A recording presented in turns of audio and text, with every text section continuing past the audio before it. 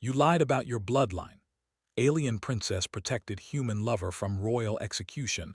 The Zirathi capital world floated like a jewel in space, wrapped in rings of silver light and guarded by thousands of war platforms. To most species, it was a symbol of power and fear. To humans, it was a reminder of how small they were in the galaxy. Evan Hale stood inside the grand tribunal hall, his hands restrained behind his back, his heart steady only because panic would change nothing. The ceiling rose so high it disappeared into shadows, carved with symbols of bloodlines that ruled entire star systems. Tall Zirathi nobles filled the chamber, their armored forms glowing faintly as their bioluminescent crests pulsed with judgment. He was human. That alone was enough to end his life. The charge echoed again through the hall, spoken in a cold, ceremonial tone. Evan Hale, human-born, you are accused of violating sacred bloodline law. You stand guilty of forming an intimate bond with Princess Valeth of the Zirathi Imperium. Murmurs rippled through the nobles, disgust, anger, shock. A human dared to touch royalty. Evan kept his eyes forward. He had known this moment might come. He had just hoped it wouldn't. Princess Valeth stood above them on the elevated dais, her posture straight, her expression unreadable. She wore ceremonial armor instead of royal silk, a sign of Judgment Day. To the council, she looked calm. To Evan, who had learned her smallest changes, she looked like a storm held barely in place. Their eyes did not meet. That was on purpose. The High Arbiter stepped forward, his voice heavy with authority. The punishment is execution by genetic cleansing. The bloodline must remain pure. A soft hum filled the room as the execution platform activated beneath Evan's feet. Pale light wrapped around his body, scanning, preparing. Evan breathed out slowly. He did not beg. Humans learned quickly that begging in alien courts only made things worse. Then something happened that no one expected. Stop!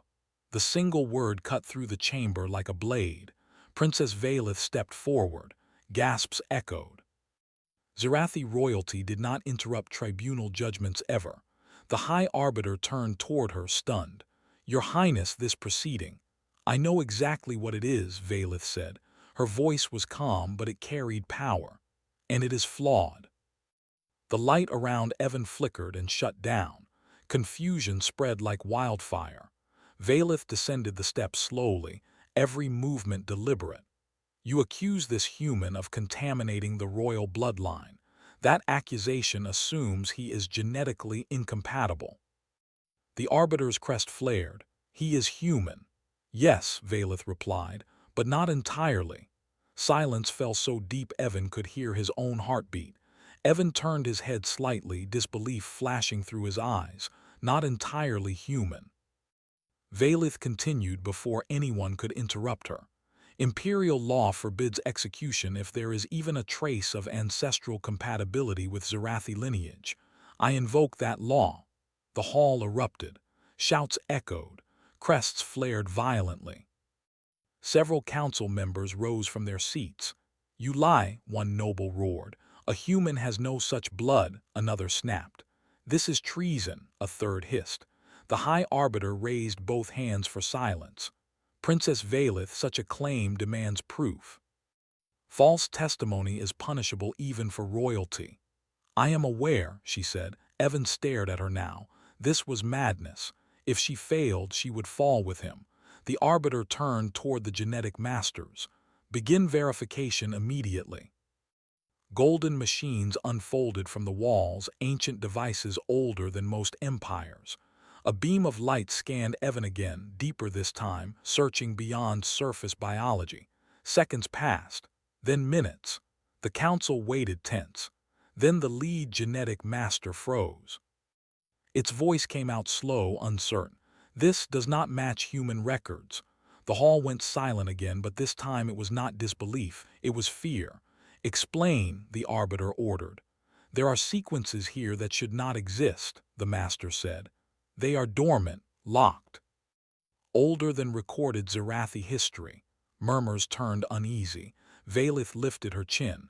Then the execution must remain suspended. The arbiter hesitated. Finally, he nodded once. By law, yes. The prisoner is remanded to holding. Full investigation will follow. The restraints on Evan's wrists released with a soft click. As guards escorted him away, Evan finally met Valith's eyes. For a brief moment, her control cracked. He saw fear there, and resolve. Later, in the holding chamber, Evan sat alone behind a transparent barrier. The room was silent, sterile, and far too bright. He replayed her words again and again.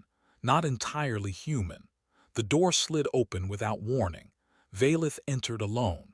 Guards remained outside. This meeting was illegal, but laws bent around her like gravity. Evan stood quickly. "You lied." "Yes," she said. "You risked everything."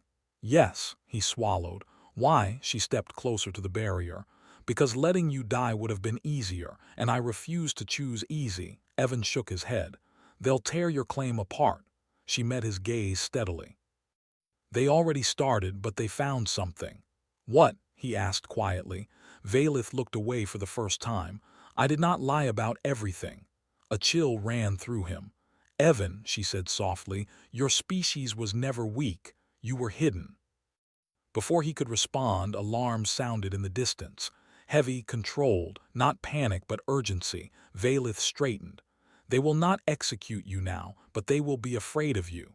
She turned to leave, then paused. "Whatever happens next, remember this. I did not save you because you are special." She looked back at him, eyes glowing faintly. "I saved you because you are human." The door closed.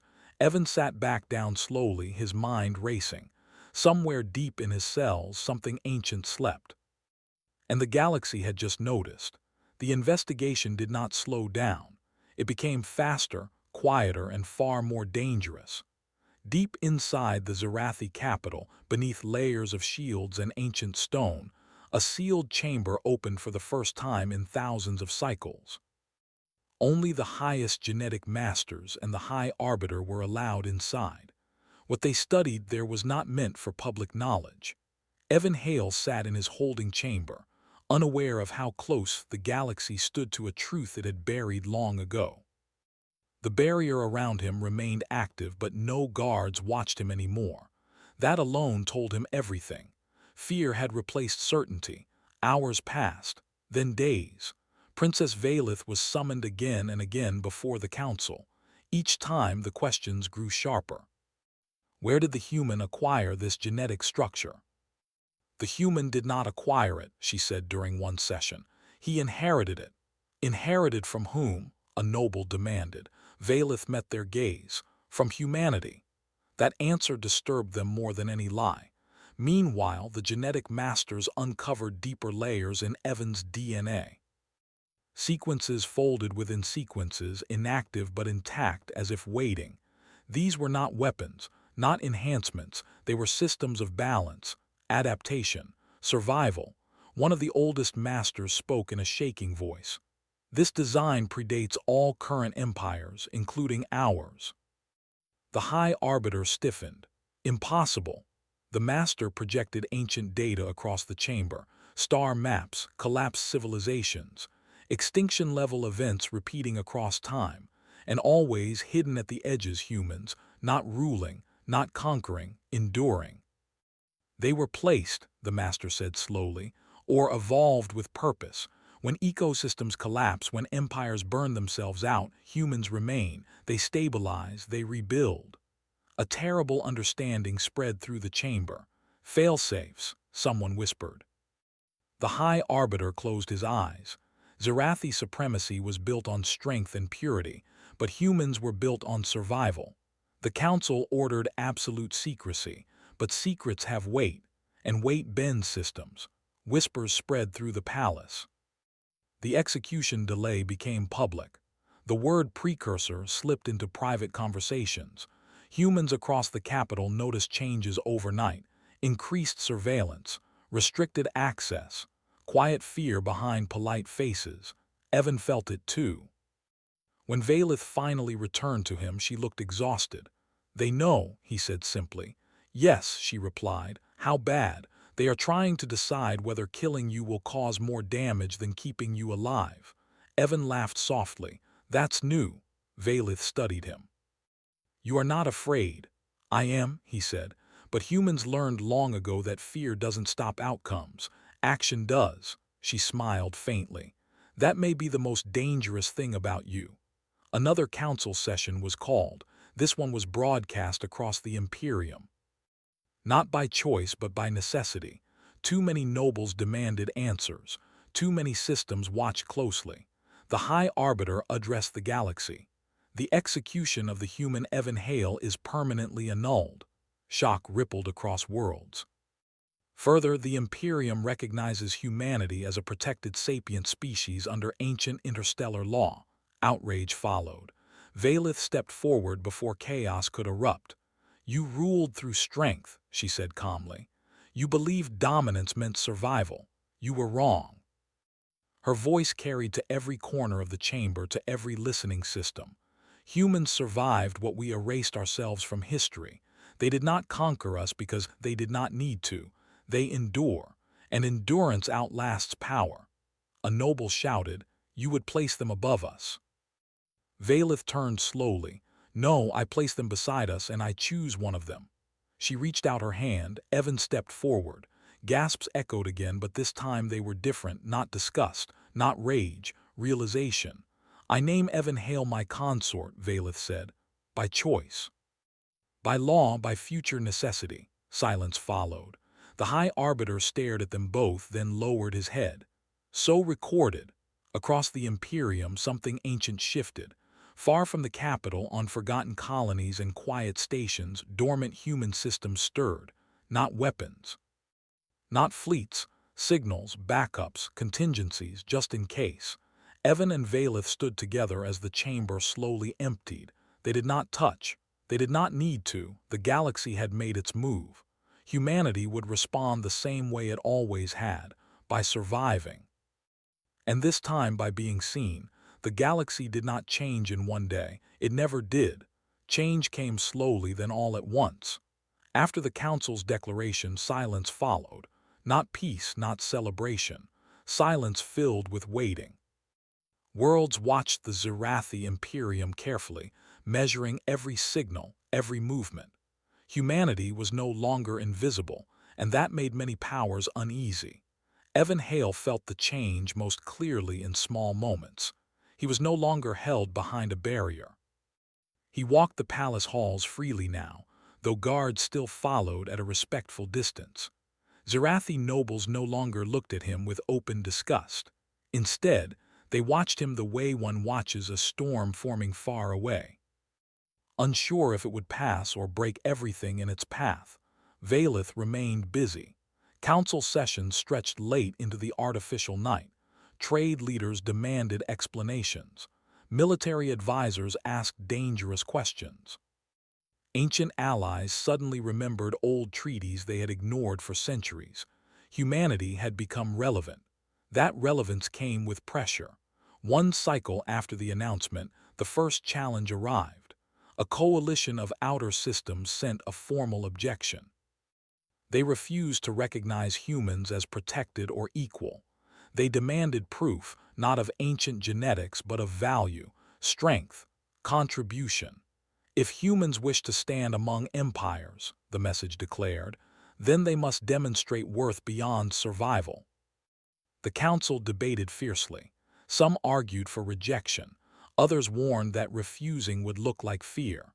The High Arbiter remained silent until Valith finally spoke. "Humans do not prove worth through domination," she said. "They prove it through responsibility." Eyes turned to her. "I propose a test," she continued, "not of force but of crisis." The coalition accepted immediately. They assumed humans would fail. A dying system was chosen, a star growing unstable, civilizations evacuating in panic. The problem had defeated every advanced model. Collapse was considered inevitable. The task was simple: save what could be saved. Evan stood beside Valith as the decision was made public. "They're setting us up," he said quietly. "Yes," she replied. "They expect you to choose who lives and who is lost." Evan nodded slowly. Then we choose everyone.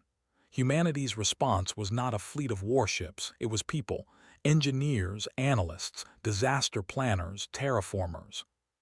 Old ship captains who had seen too many colonies die and refused to watch another fade quietly. They arrived without ceremony. Human ships were not beautiful. They were practical, scarred, modified 100 times. Each one told a story of repair instead of replacement. The dying system became a hive of activity. Human teams mapped evacuation routes, but also something more ambitious: stabilization, containment, delay. They did not promise miracles, they promised effort. Evan worked constantly, coordinating between alien governments and human crews. He slept little. Valith watched from afar at first, then closer, until she stood beside him on command decks and listening stations. "This is who you are," she said once, not as a question. Evan smiled tiredly. "We learned a long time ago that waiting for permission means losing time. The star did not stabilize completely. It was impossible, but the system did not die. Planets were shielded long enough for evacuation. Habitats were moved. Ecosystems preserved in fragments. Lives counted in billions were saved. The coalition had no answer. The galaxy watched humans do something no empire had tried in centuries. They chose care over control. Afterward, the accusations faded. The objections quieted. Recognition followed, not loudly but permanently. Back on the capital world, the atmosphere changed again. Fear gave way to calculation. Calculation turned into acceptance. Some Zerathi nobles approached Evan openly now. They asked questions. They listened. "You do not rule," one elder said. "You endure." "Yes," Evan replied, "and we help others endure too." That was the moment the elder bowed. Valith saw it from across the chamber. She felt something loosen inside her chest that she had carried her entire life. Power no longer rested on blood alone. It rested on choice. Later, when the palace quieted, Valith and Evan stood on a balcony overlooking the glowing city. No guards stood close. None were needed.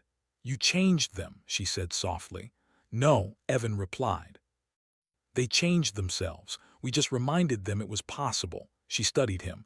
"You never wanted power." "I wanted survival," he said. "Power is what happens when survival works." Valith took his hand then, openly, without fear. Below them, no alarm sounded. No protests rose. The Imperium accepted what it had become. In distant space, ancient human systems powered down again. They had awakened just long enough to confirm something important. Humanity was no longer alone. Evan looked out at the stars. Somewhere among them were worlds that would one day face collapse, fear, and impossible choices. This time, humans would not be hidden. They would arrive quietly and help the galaxy survive itself. The future did not belong to the strongest. It belonged to those who stayed. And humanity had always stayed. The galaxy learned a hard lesson after humanity was finally seen. Attention attracts pressure. Months after the crisis system was saved, new problems began to rise. Not wars, not open threats. Smaller things. Trade routes failing at the edges. Colonies reporting strange shortages. Long-stable alliances breaking apart without clear reason. At first, many blamed humans. "They interfere," some said. "They change balance," others whispered.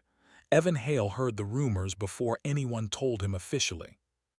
Humans had always been blamed easily. It was an old habit of the galaxy. Valith listened carefully during council sessions. Patterns formed.